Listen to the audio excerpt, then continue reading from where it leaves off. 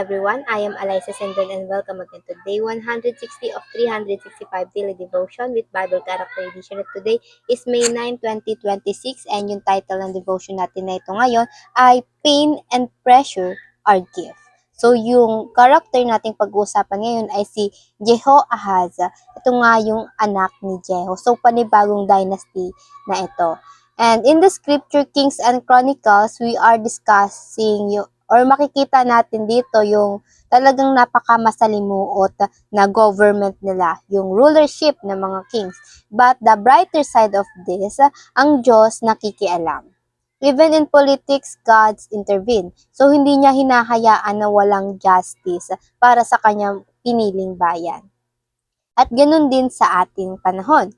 And for our scripture for today, ito ay mababasa natin sa 2 King chapter 13 verse 1 to 3, and it says, in the 23rd year of Joash, son of Ahaziah, king of Judah, Jehoahaz, son of Jehu, became king of Israel in Samaria. And he reigned 17 years. But ito yung problema kay Jehoahaz.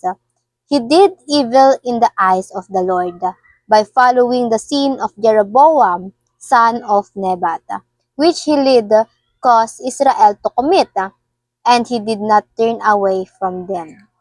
So the Lord's anger burns against Israel, and for a long time he kept them under the power of Hazael, king of Aram, and Ben-Hadad, his son. So nagkaroon pa rin ng pagdurusa itong bayan ng Israel dahil nga sa patuloy na paggawa ng kasamaan ng ito nga nagiging pinuno nila.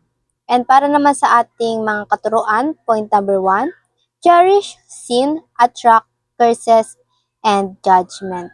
So ang mga Israelita during those time ay hindi talaga maiwan-iwan yung mga kasalanan ginagawa ni Jeroboam. Kaya yung judgment laging pinapatawan sila, pinapatawan sila ng mga kamatayan, ng buong kamatayan ng buong pamilya. And ayun yung dahilan kung bakit natatapos yung term ng isang king. Ito nga yung judgment of the Lord. Ito nga yung pagmamassacre sa buong dynasty and pagdurusa ng mga Israelita. And si Jeroboam, bakit ba si Jeroboam yung laging point of comparison ng mga kings? Kasi si Jeroboam gumawa siya ng alternative worship system, worshiping a false god na hindi mabali ng kahit sinong kings because they choose to follow it as well. And yung sin na yun, nag-a-attract yun ng judgment at ng sumpa mula sa Diyos. That's why, remember, kapag tayo ay may inaalaga ang kasalanan din, ina-attract nito lahat ng pangit sa buhay natin.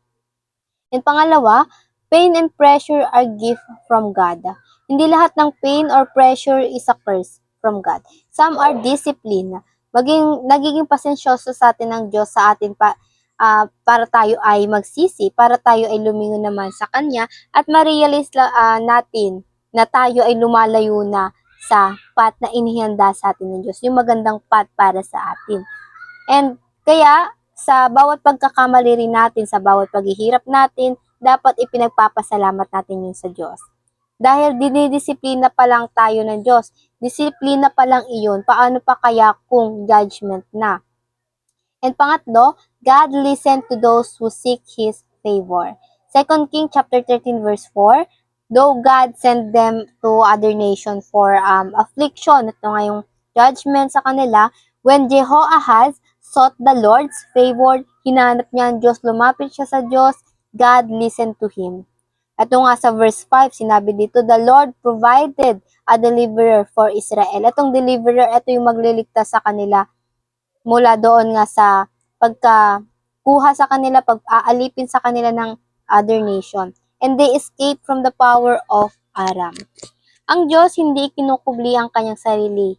Basta tawagin lamang natin siya. Kahit tumawag yung gumagawa ng kasalanan yung makasalanang tao, ang Diyos hindi niya ikinukubli ang kanyang sarili. How much more pa kaya sa atin?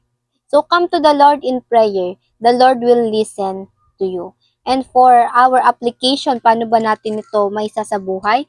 Number 1, practice repentance as a lifestyle. So, hindi lang siya dapat one-time event. Yung repentance natin is a lifestyle.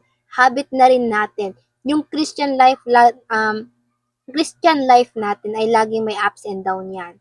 Minsan malamig tayo, minsan nagiinit tayo sa Diyos, minsan tuloy-tuloy tayo maglingkod sa Diyos, pero minsan naman paatras.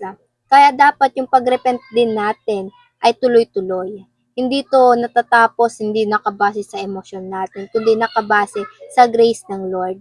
This must be continuous action. Lagi tayong bumalik sa Panginoon. And pangalawa, discover God's purpose in pain and pressure.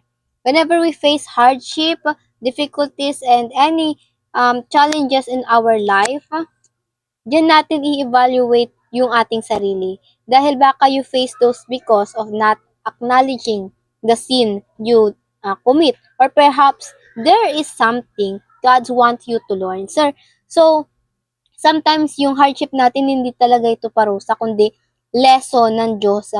Andito yung purpose sa atin ng Diyos. Hindi naman lahat ay parusa. So, discover God's purpose in pain and pressure. And pain is gift. It will save you eventually. Always remember that. And lastly, point number 3, seek God's favor because He listens. Hindi bingi ang Diyos, hindi nag-i-ignore ang Diyos. Hanapin natin ang pabor ng Diyos, mamuhay tayo sa ilalim ng pabor ng Diyos, and because in His favor, there always peace and protection. And then lang po for our teaching and application now para naman sa ating discussion, how can we continually live under God's favor? And before we finally end, let's have a short closing prayer. And let's pray everybody. Our Father in heaven, we thank you and we glorify you for this devotion, Panginoon, na muli pinarinig mo sa amin at pinapaalalahanan kami sa inyong kabutihan, Panginoon, sa iyong mapagpasensyang katangian, Panginoon.